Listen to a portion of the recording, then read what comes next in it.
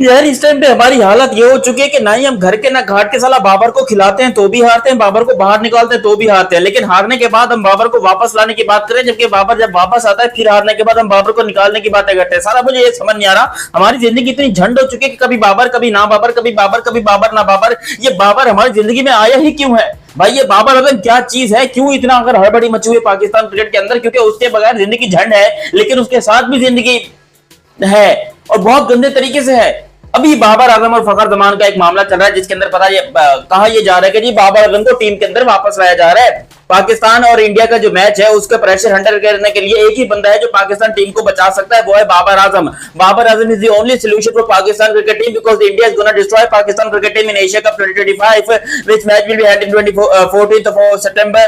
Like I don't know, मुझे नहीं पता भाई, इससे ज्यादा अंग्रेजी नहीं आती मेरे को। अच्छा मैं आपको डिटेल में बताता हूँ। थोड़ा सा दिमाग खराब हो गया है मेरा, मुझे खुद समझ नहीं आ रहा कि मैं इस पे रिएक्ट कैसे करूं। एक तरफ हम कहते हैं कि बाबर को निकालो, और जब बाबर को निकालते हैं तो हारते हैं, फिर कहते हैं बाबर को वापस लेकर आओ। अब यही सिचुएशन पाकिस्तान के साथ एक बार फिर से बनी पड़ी है। देखो डिटेल में बताता हूं, लेकिन अभी तक आपने चैनल सब्सक्राइब नहीं किया तो पहले चैनल सब्सक्राइब करो और सब्सक्राइब करते ही बेल आइकन दबाओ।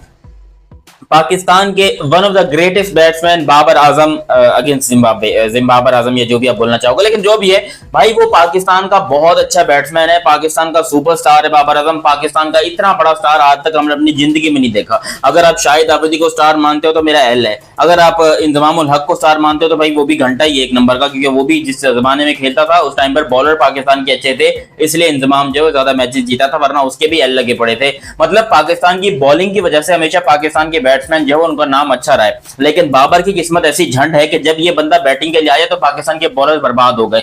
ये बंदा रन्स करता था, लेकिन बॉलर जितने रन देते थे कि भाई मैच ये मार देते थे, तो हमने बाबर को बड़ा क्रिटिसाइज किया, बड़ा खोया बाबर आजम को। अच्छा बाबर आजम को निकालने की बात मैंने की थी, मैं मानता हूं, मैंने बहुत दफा ये बोला है कि बाबर को टीम से निकालो, बाबर को निकालो। मैंने क्या पूरा पाकिस्तान इवन पूरा इंडिया हमको समझा रहा था कि भाई बाबर को निकालो, लेकिन उसको निकालने के बाद हम ये भूल गए थे कि भाई असल प्रॉब्लम हमारा बाबर है ही नहीं, असल प्रॉब्लम है हमारा डिफेंसिव माइंडसेट, घटिया क्रिकेट बॉलिंग और घटिया क्रिकेट मैनेजमेंट।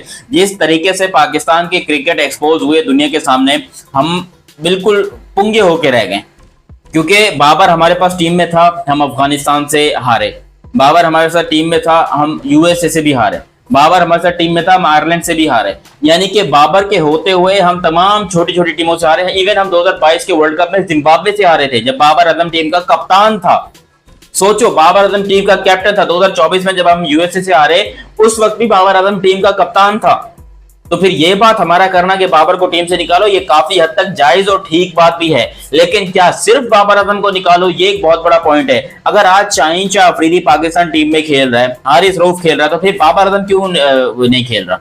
मतलब निकालना है तो फिर सारे गंदे अंडों को निकालो, क्योंकि गंदे अंडे तो ऑन सीरियस नोट सारे ही हैं। ये मैं चाहता हूं कि बाबर आजम अगर टीम में खेलते तो यार उसको बॉलिंग की सपोर्ट चाहिए। एक तो ये भैंस की टांग उसका बेचारे का मसला ये है, वो रन्स करता है तो इतने घटिया स्ट्राइक रेट के साथ करता है कि उसकी वैसी टीम में जगह नहीं बनती, फिर हमारे को और गुस्सा आता है।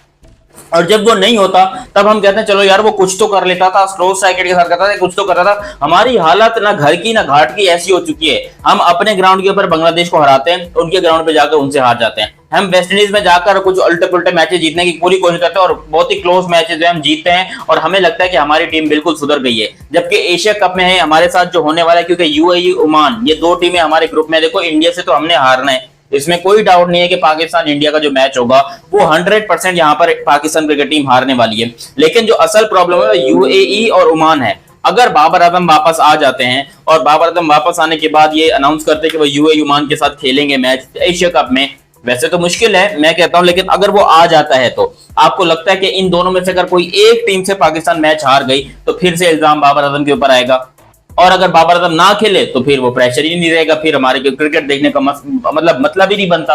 क्योंकि पाकिस्तान क्रिकेट में बाबर हो तो भी प्रॉब्लम है, बाबर ना हो तो भी प्रॉब्लम है।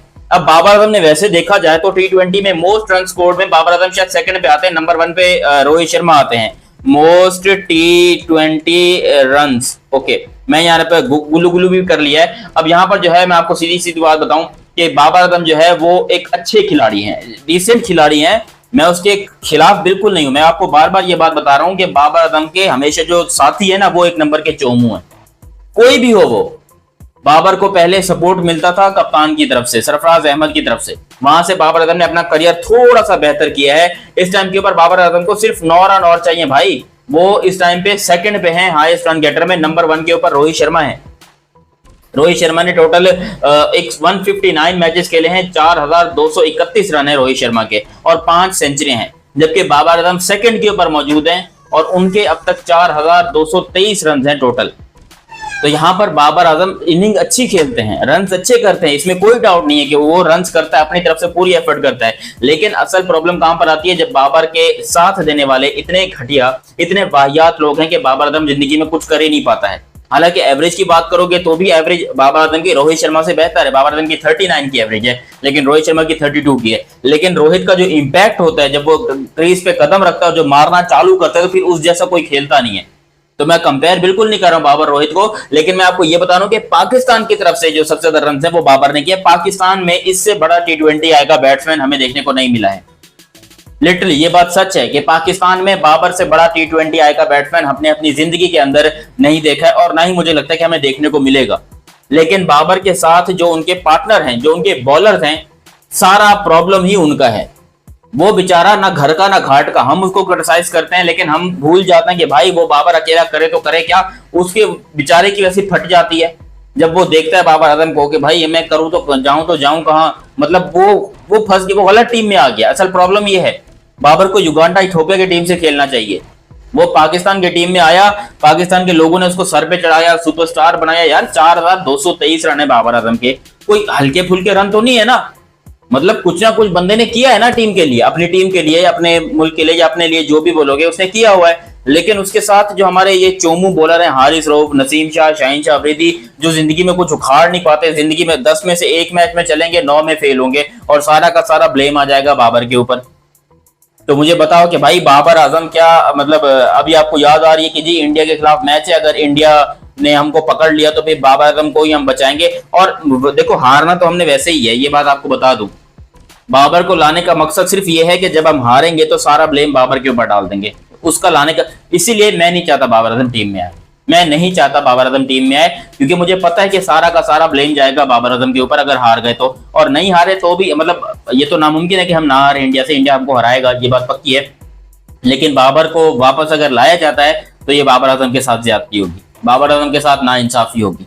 बाबर को तब टीम में लेके आओ जब आपके बॉलर्स फॉर्म में हो, क्योंकि वो बंदा कोई मशीन या रोबोट नहीं है कि आपको हर मैच में रन स्कोर करके देगा। उसने रन स्कोर किए हैं, बहुत जगहों पर उसने रन स्कोर किए हैं। उसने 3 सेंचुरी हमारे यहाँ T20 में, और कोई सेंचुरी जिम्बाब्वे के अगेंस्ट नहीं है, एक न्यूजीलैंड के अगेंस्ट है, एक साउथ अफ्रीका के अगेंस्ट है और एक इंग्लैंड के अगेंस्ट है। 3 टॉप वर्ल्ड की टीमों के साथ, वन ऑफ द टॉप टीमों के साथ उसकी सेंचुरीज हैं। तो ये कहना कि बाबर आजम बिल्कुल ही भुलक्कड़ और बिल्कुल ही फालतू फुग्गा है, तो ये तो गलत है। लेकिन बाबर के जो साथ हैं वो एक नंबर के नल्ले, छपड़ी और बेरोजगार हैं, इसके अंदर कोई भी डाउट नहीं है। मेरा दिल चाहता है कि बाबर आजम खेले, लेकिन इस टीम के अंदर बिल्कुल नहीं।